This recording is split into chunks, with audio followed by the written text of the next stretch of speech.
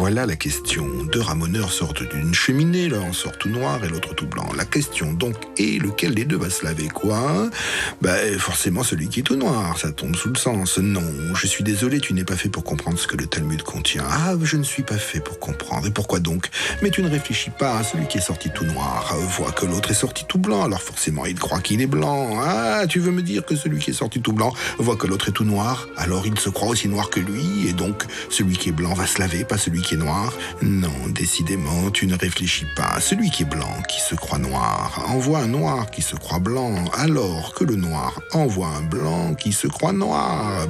Oui, d'accord, dans ce cas alors qu'aucun des deux n'aille se laver. Et pourquoi pas que tous les deux aillent se laver?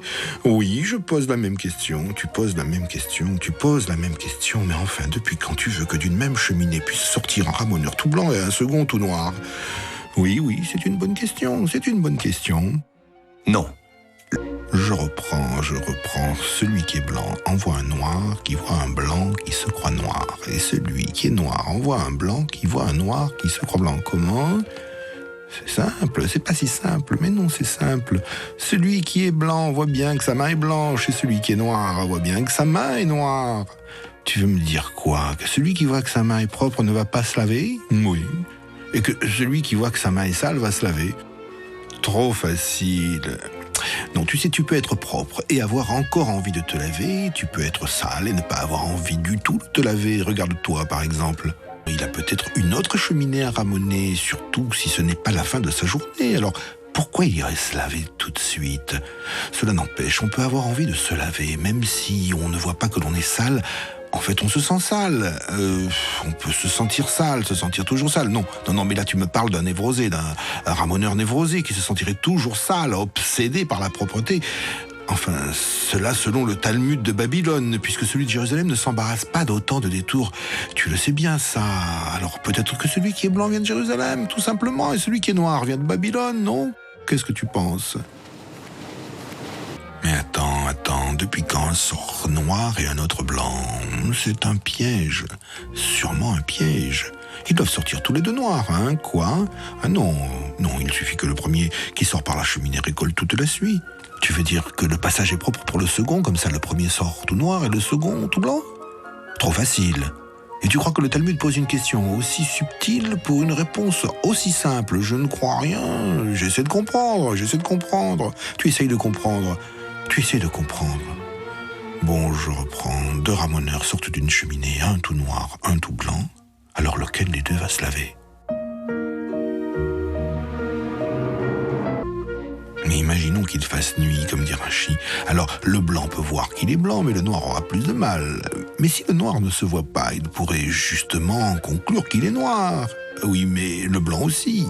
Ce qui veut dire que ce n'est pas la peine qu'il fasse jour pour aller se laver. C'est justement ce que dit Rachi. Tu crois? Franchement? Non. Oui, le noir envoie un blanc qui se croit noir, mais ce noir se croit blanc sans se douter que le blanc se croit noir. Mais est-ce qu'un blanc qui se croit noir est plus blanc qu'un blanc qui se croit blanc?